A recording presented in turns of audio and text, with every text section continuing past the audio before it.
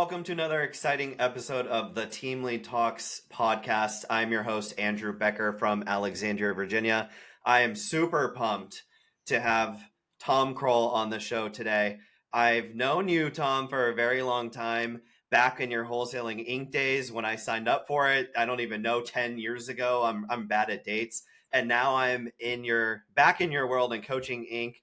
And I'm so excited to have you. I know we just shot a podcast on your podcast, and now you're on mine. Welcome, my friend. How are you doing today? Bam! It's an honor to be on, man. Thank you for your trust and friendship. I'm honored to have been a part of your journey in real estate investing and now in coaching. We're gonna have a great adventure. I'm excited. So thank you. Yeah, man. It's been a very short time already, and I was telling you how much I am loving your program and loving the community that you've built. And I'd love to get into that, but let's start where you started, Tom. Can you kind of give people, high level overview of your background, how you got into real estate, and then ultimately where you are today? Yeah, I mean, here's what I would say that I think is helpful for everyone is there's nothing special about me. I was, in 7 years, I had 5 sales jobs. I was fired from all 5 of them. Julie and I were struggling financially. We had gotten married super, super early. We were going to get married anyway, but we got pregnant in a Christian college that booted us right out of Christian college. Start work right away. That's Logan now, who is a second year med student who got a scholarship for undergrad. So I'm so proud of him. Wow. He's got a big test. He's got a big test today that he's been studying for all week. So, but yeah, it was the same. I didn't break. I didn't break 1,000 on my SAT. Struggled in school. I couldn't figure things out. And then when I finally, I had lost my last job, and I came home. Julie's crying. She's in the bathroom. She wasn't crying because I lost my job. She's always so supportive. She was crying because we knew the people the house that we lived in.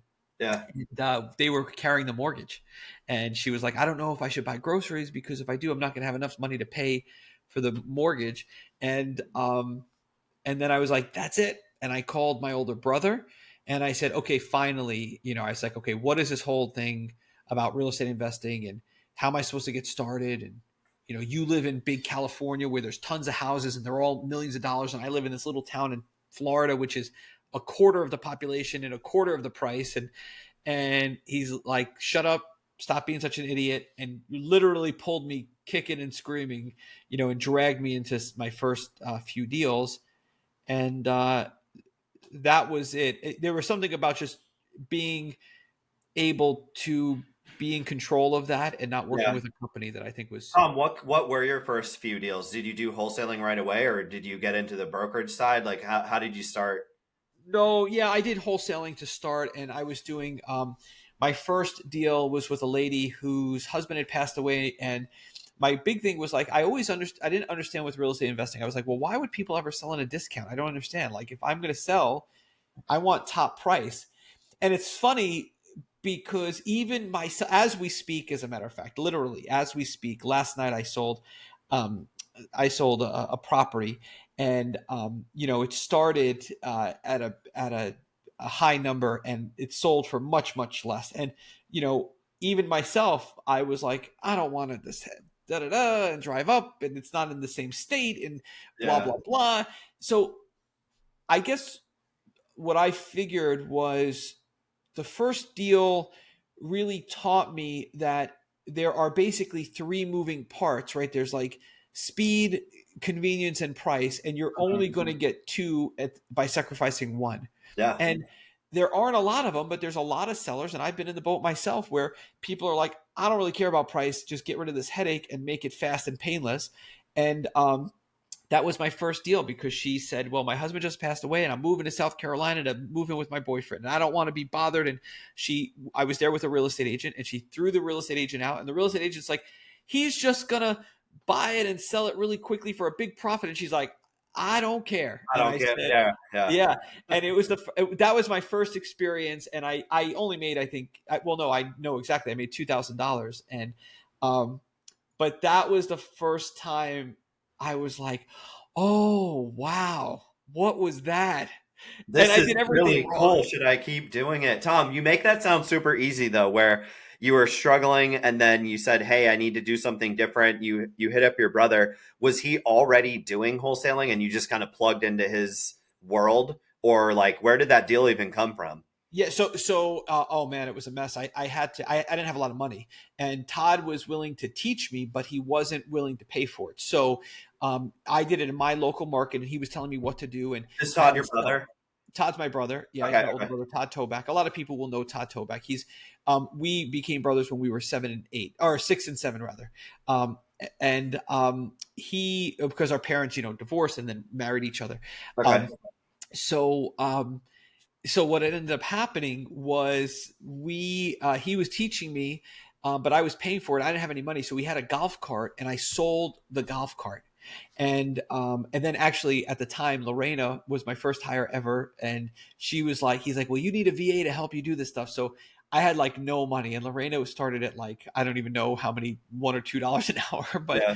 Lorena, by the way, is still with now with Brent Daniels, one of my favorite. I flew her down. Eventually, we got to meet and spent some time with her, but she's from the Philippines. But the first mailing, actually, we made a mistake, and she says I made the mistake. I say she made the mistake. But if you want to go back 2 decades, but she sent the postcards that Todd had asked me to send to the buyers instead of the sellers.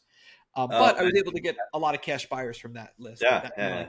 But no, it was hard. But I think that what I would say about was it hard, brother.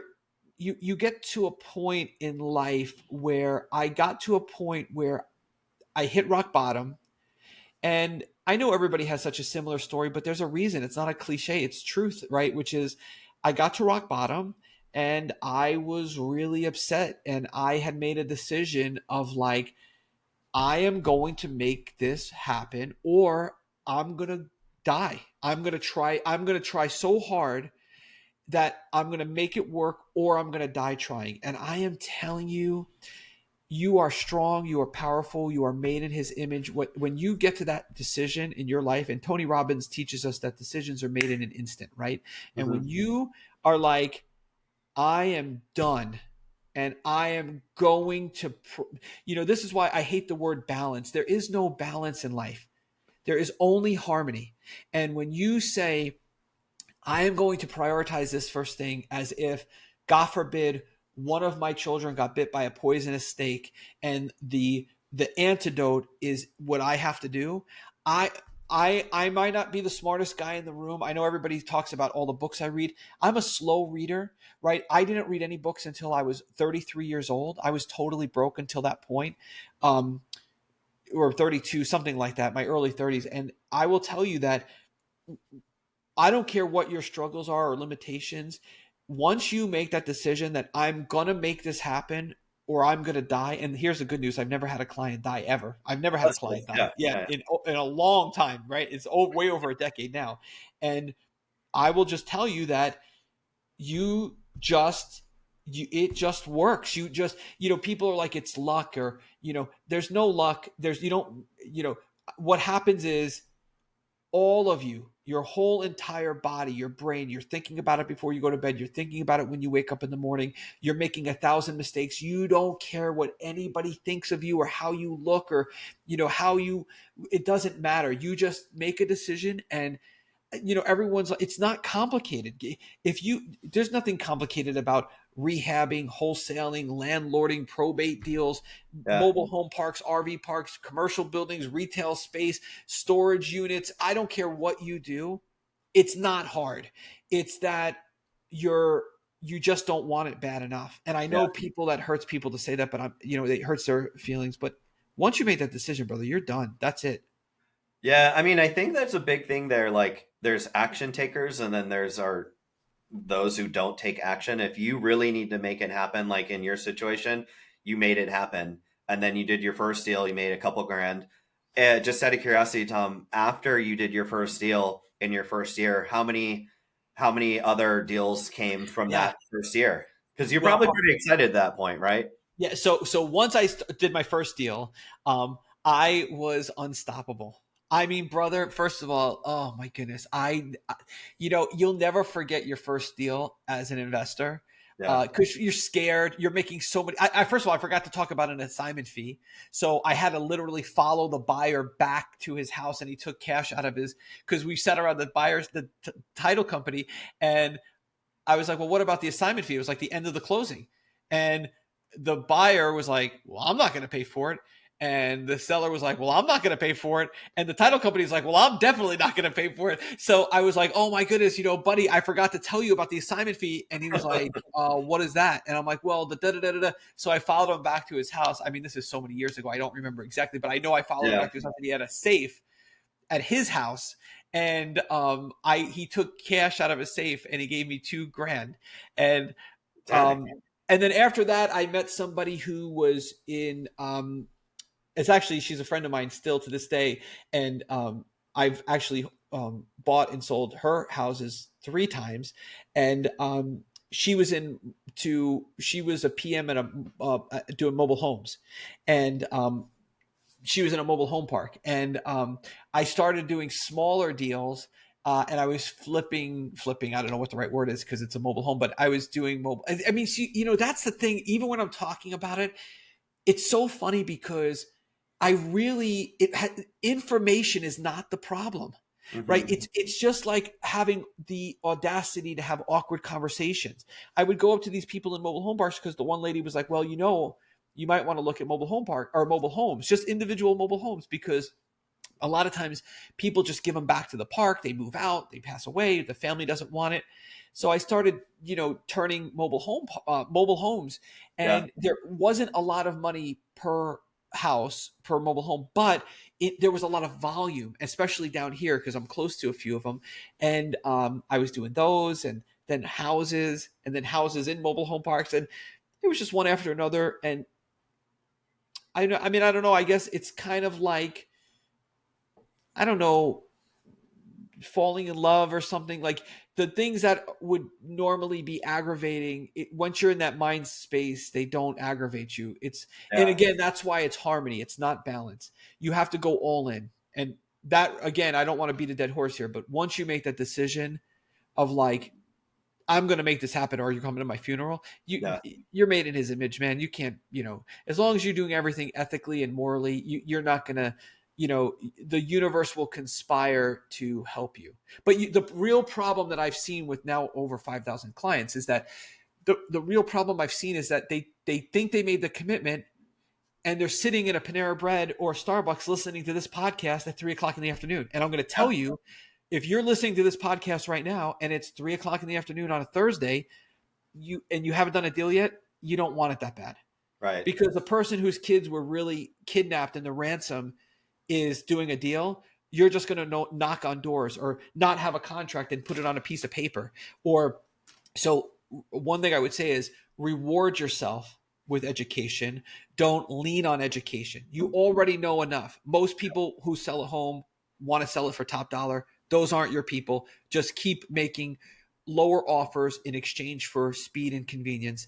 And Yep. then once you have a deal, call Andrew and he'll tell you what to do with it. But if you're thinking like, man, the reason I haven't done a deal is because I don't have enough information or inspiration, I'm sorry to tell you this, you're in a season of comfort. Yeah, dude, one really crazy side story. That's nuts that you went to some dude's house and got like a $2,000 cash payment. Yeah. It just reminded me. So I had Joe Iskander, who's in Coaching Okay. Inc., on my podcast yesterday. I Yes. met him after we went to Bill Allen's down in Nashville. We rode back on the bus together. So I had him Beautiful. on. If you haven't heard his first 3 deal stories, I'll send you the podcast episode, but you need to talk to him. He had some crazy, crazy stuff happen in all 3 deals, but kind of like you, he had awkward conversations. Like that was a big part. And I was like, man, I'm so impressed that you were able to have that on your like first deal, let alone your second and third. But that's part of the game. And I was like, how did you not give up after your first one? Then he told me the second. I was like, how did you not give up after that? Then the third, and then the fourth. And it's like a mindset, right? Like you want it That's or you don't.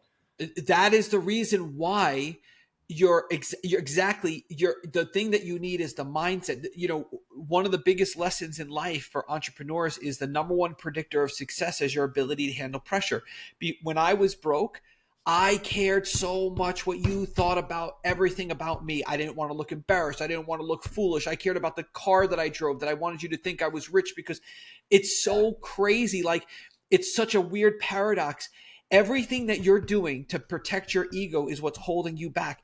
If you can just understand that the number one predictor of your success is the ability to handle pressure and not really care about awkward conversations or pressure, or just have the pressure and be like, I don't care. I'm Yeah. going right into the fear. Yep. That's when you drop all the BS and you just start having, number one, wealth, which is more and better options than other people. And number two, success, which is a good night's sleep, right? Yep. Any variation of success is some variation of a good night's sleep. That's if you seek wealth, which is more and better options than other people, and success, which is a good night's sleep, I am telling you, you better build that muscle of having awkward conversations and not caring what people think. That's the key.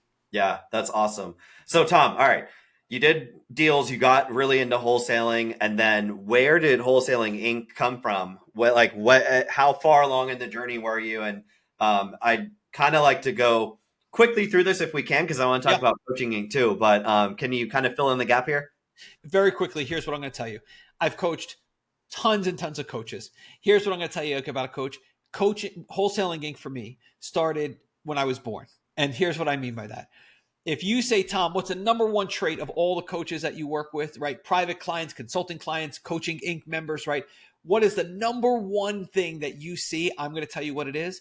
When they were kids, they were born a coach. And what you see in their childhood is they weren't the guy or girl who eats with their arm around the plate. They were the guy or girl where their mom or dad was like, stop being such a good Sam. Stop giving all your toys away. Stop being such a mensch. Don't share everything. Don't tell everyone everything. That trait in those kids, right, especially the ones who have learning disabilities, right, which I think are actually learning capabilities, right? I think that, right, because so many of us in this group have that. What I would tell you is Wholesaling Inc. for me, of coaching what I was doing, that actually started when I was born, because when I was a kid, and when I find out something cool, and if I'm like, hey, brother, if you get a victory bell, your life, I'm telling you, that's what I see. I have never taught someone how to be a coach. I've just taught them how to coach effectively. But Yeah, people are either a coach or they believe in trade secrets. They're collaborative or they're competitive.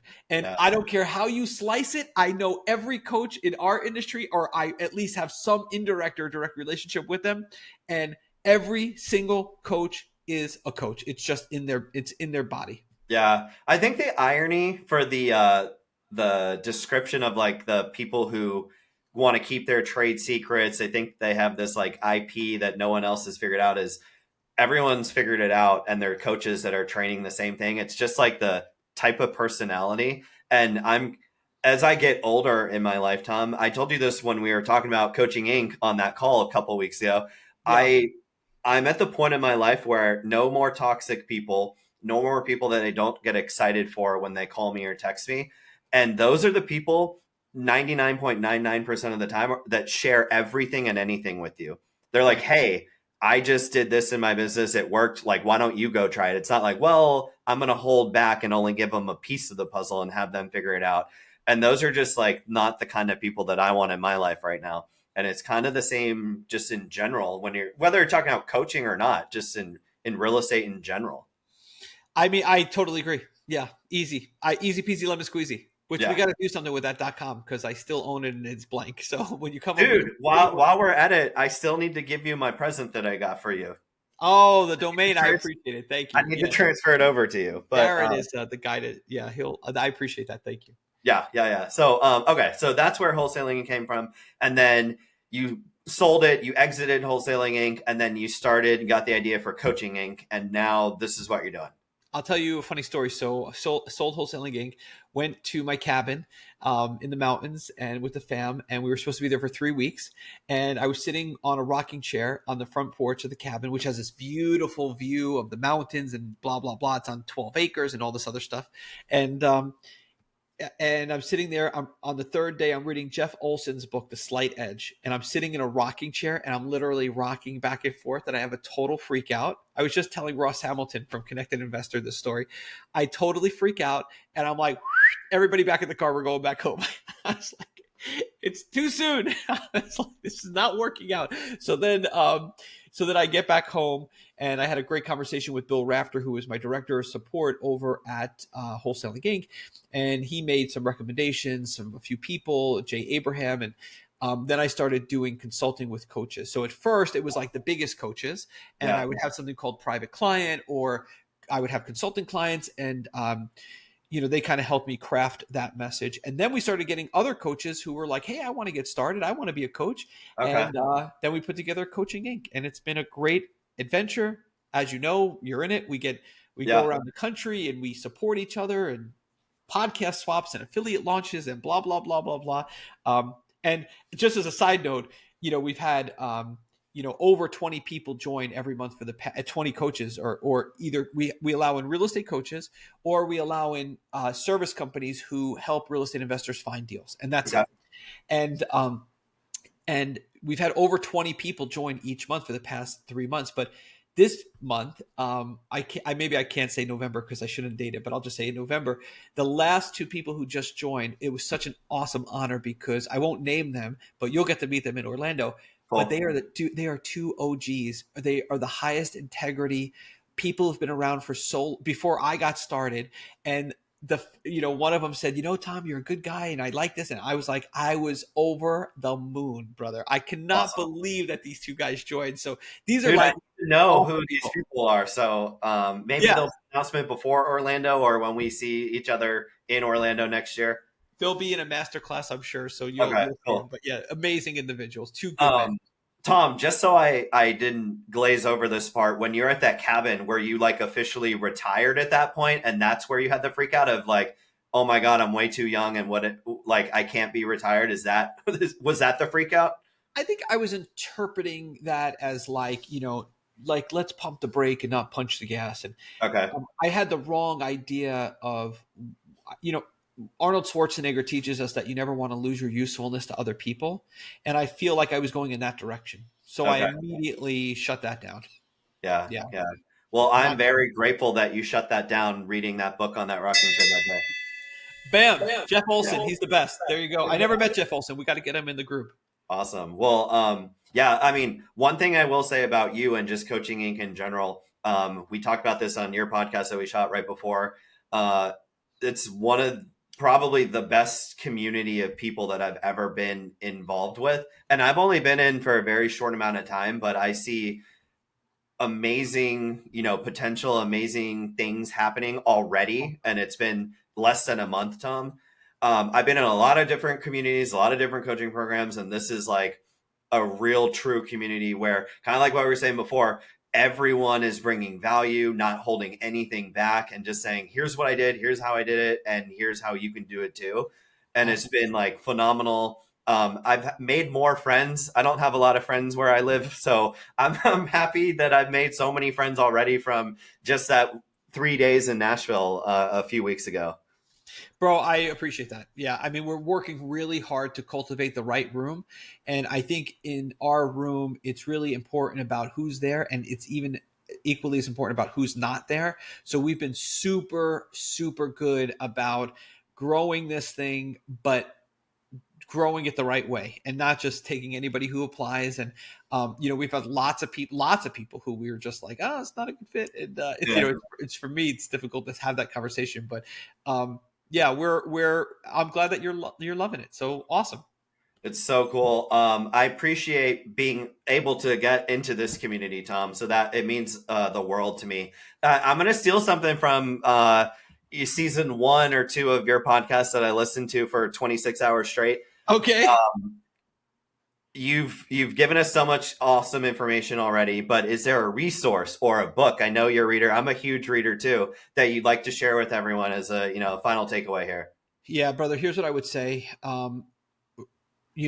are 88 rules in business as far as I'm concerned. These are like the proven, right? These are the hardcore, they have to pass a whole litmus test and get vetted, right? They have to always be true. Their inverse has to be true. They have to be important enough that you would share it with your children.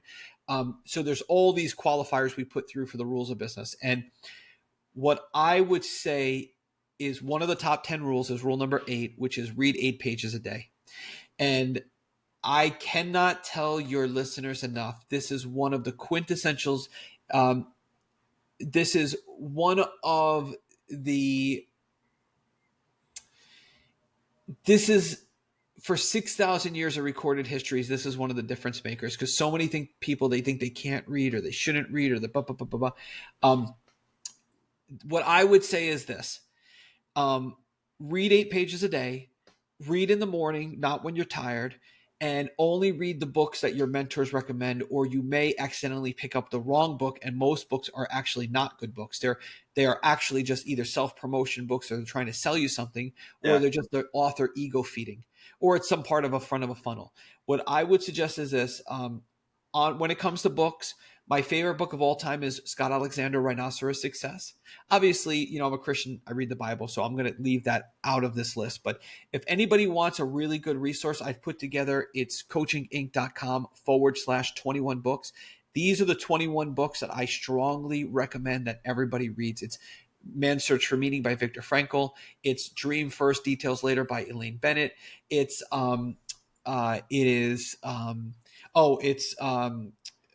The E-Myth by Michael Gerber, which I think is one of the best books ever written.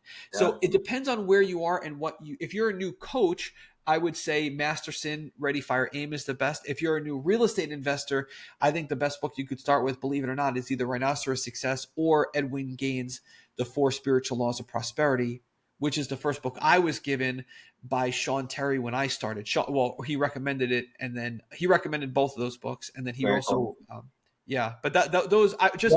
Get to reading. That's the key. What was that website again? Coachinginc.com. There's nothing for sale on the website, by the way. It's just coachinginc.com/21 books.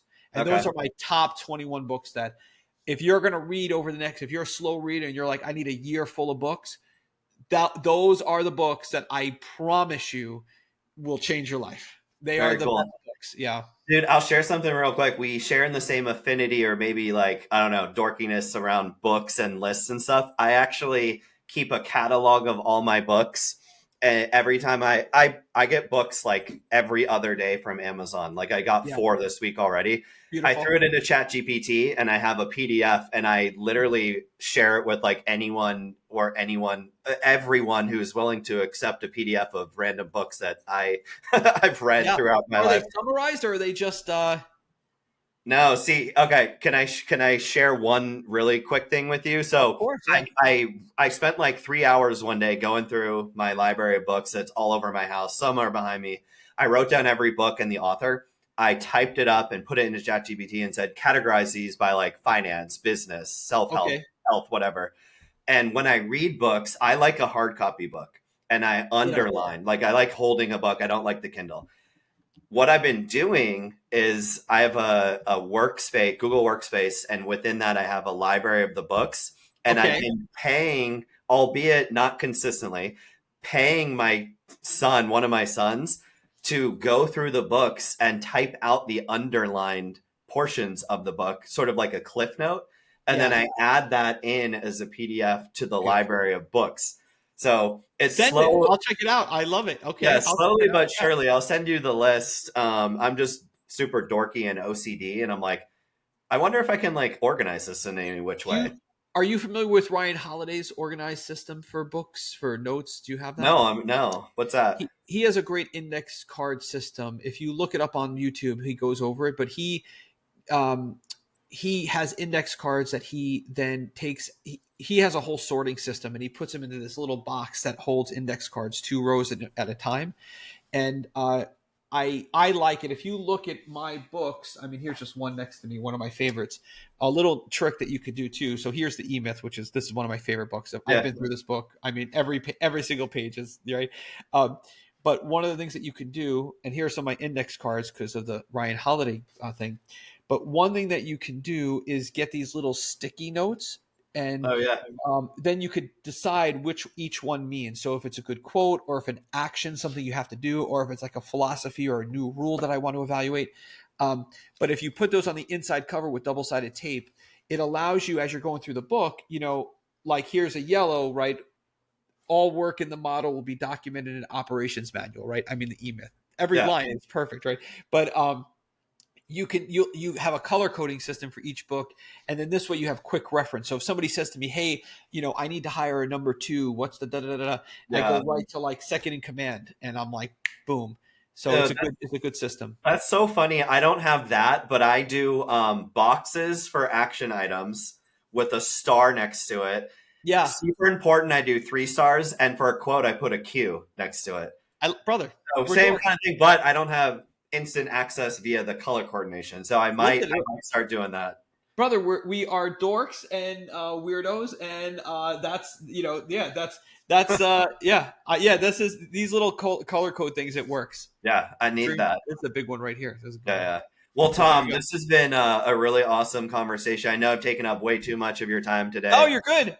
but I had a lot of fun. Can't wait to see the episodes come out. Thank you so much for being here, man. And I'm sure I'll see you on some of the calls next week, right? I'll be there. I'll see you Yeah. then. I'll see you in Orlando at the next coaching Inc. event for Yes, coaches and sir. fourth graders. All right, brother. Enjoy the day. All right. Later, man. Bye bye.